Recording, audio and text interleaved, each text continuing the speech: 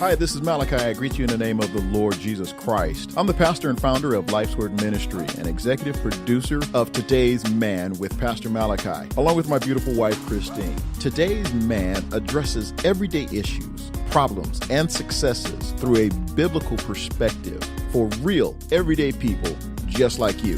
This is not just about the man, but for mankind as a whole. Listen in to today's podcast as I share thoughts about today's man.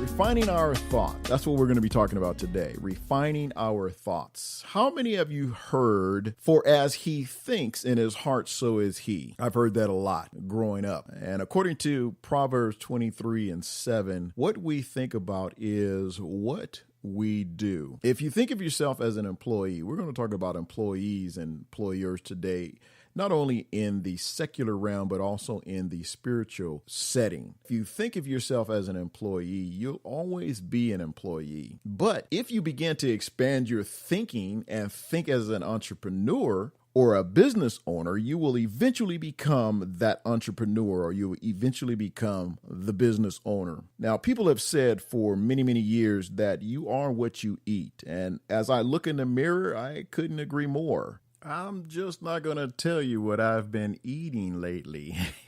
The Bible clearly says that you are what you think. There is death and life in the tongue. So you need to be careful what you say and what you speak into your life. And you have to always be careful who you allow to speak into your life as well. You just don't allow certain people to speak into your life just because they say they have a word.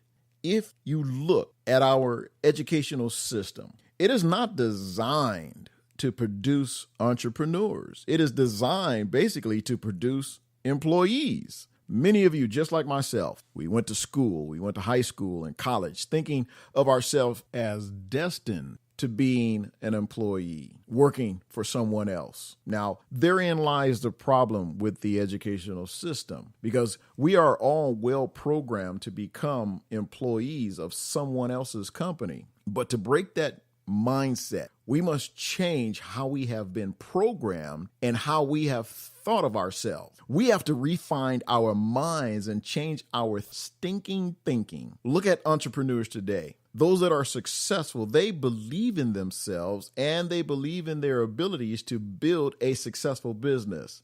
You know what? Even in ministry, you have to think like an entrepreneur. Innovative and outside the box. This is one reason a lot of ministries are not growing, because the leadership or the board is not willing to, one, change, and two, think outside the box.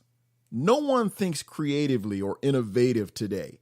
Not one original thought in the bunch. We've done like this for 50 years. Why change now? Because it's not working. That's why. And I tend to believe that in the short term, now this is temporarily, being an employee is not a bad thing because you learn the fundamentals of the how-tos. But in the long term, as an employee, what we're doing is handing over our financial security to another person. And in turn, they provide us with a regular paycheck. They provide us with health insurance, vacations, and sick leave.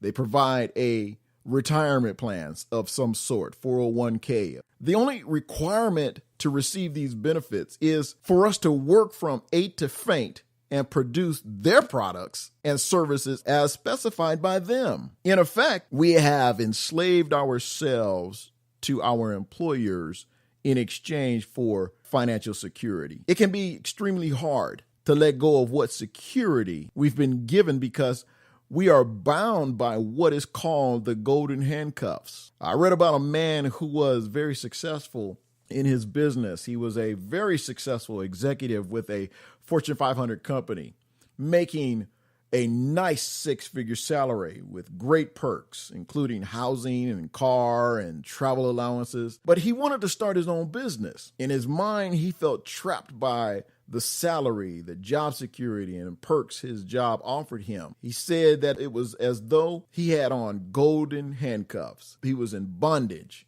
and couldn't get free. But you know what? One day he made a decision to free himself from thinking as an employee to become an entrepreneur. Because as an entrepreneur, he knew that he could make more in one business day than he made all month long as an employee. And as an entrepreneur, your potential to succeed is unlimited. Let's face it, the mental transition can be somewhat difficult, but know this one thing, it is possible. You can change your mental transition. Paul writes to encourage the church and us when he wrote, I can do all things through Christ who strengthens me, over in Philippians 4:13. The transition from being an employee to stepping out as an entrepreneur can be, well, it can be difficult, but be assured it can be done. You can do it. You go from can't to can, from can't to I will, because you can do all things through Christ, because it is he that strengthens you and gives you the ability to succeed. Let me pause right here and remind many of you about how Egypt had enslaved the children of Israel in the book of Exodus. They gave up their freedom for the protection against financial struggles. And what was their financial struggles? In other words, famine. There was a famine in the land, and the Egyptians gladly made the exchange with them. What was that exchange? Israel would work, and the Egyptians would provide. Seems fair, right? No, this is not what God wanted. He wanted his chosen people to be free. So he sent back to them who? Moses, to lead them to the land of promise, a land where they could be entrepreneurs and provide for themselves. It sounded good, but like some changes in life, the transition was hard. It was difficult because while they were on their way to the land of promise, they began to complain, just like many of us today.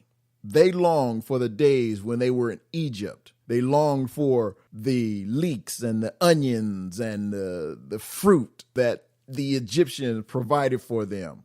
So on their way to their place of purpose, there was a wilderness experience, a dry and desolate place, a place where the certainty of a paycheck every 2 weeks, the comfort of paid days off, sick leave, vacation leave, and security of a 401k didn't exist. You have to know, just like Israel, that while you go through your wilderness season, you have to totally trust God and your ability to hear from him regarding everything you do. God tried to change the Israelites' mindset by providing them with only enough food for each day. Every day they would go out and gather enough food for the current day and no more. Each day they had to trust God and that he would provide for them. Because they could not break the mindset of working for Egypt, God had no other recourse than to allow that generation of the Israelites to die in the wilderness. And along with that generation died the negative thought process of being enslaved. Some of us, because of our mindset, are going to die in the wilderness. And our next generation is going to be birthed in our place. And that's what happened with the Israelites. Because in their place, a new generation of Israelites were born, a generation who hadn't grown up in slavery and who made the transition from slave to master, from employee to employer. This was possible because their minds were not burdened with the thoughts of the past. Don't allow the burdens of your past thoughts of being an employee weigh on you. Instead, work on changing your mindset. Refine your thoughts into becoming an entrepreneur, into becoming a business owner, into becoming a successful pastor of whatever capacity that might be. The key is trusting God for an ultimate mindset change. The major difference between being an entrepreneur and someone's employee is the regularity of a paycheck. You're guaranteed a paycheck as an employee if you put the time in. As an entrepreneur, you're not guaranteed to make anything in the beginning. But you can bank a huge bankroll in one day and the next, zero. It's really rather simple, but it is complex. The true key to mentally transitioning to being an entrepreneur of irregular paychecks from being someone's employee and getting regular paychecks is you have to trust God. Every day you have to put your trust in God that he will provide for you. The transition will be almost impossible if you don't trust God. But if you do trust him, you are more than likely ready for that transition. David instructs us in Psalms 37, 3-6 to delight ourselves in God and trust God to bring our goals in life to pass. The word delight in the Hebrew means to be susceptible to, being directed or led. So if we are susceptible to being directed and led, then it should be easy for us to trust God. Isaiah 48:17 tells us that if we are open to trusting God, that he will teach us how to prosper his way and direct us into business dealings that will result in our favor of prospering. The key to have a mindset change is trusting God. If we trust God, if we follow his lead in our business and in our ministry, our success as an entrepreneur will be assured. Let's start trusting God today so you can grow in faith and gain insight to succeed in your entrepreneurial calling. Each day that we are blessed to wake up, let's work on changing our mindset from that of an employee to that of a true entrepreneur. This concludes our show for today. Through one show at a time, we are helping those in distress and keeping oneself from being polluted by the world to live, hope, and to change. Love God, love yourself, and love others. Thank you for subscribing and sharing our podcast with others. We look forward to being with you on our next show. I'm Pastor Malachi, and this has been Today's Man.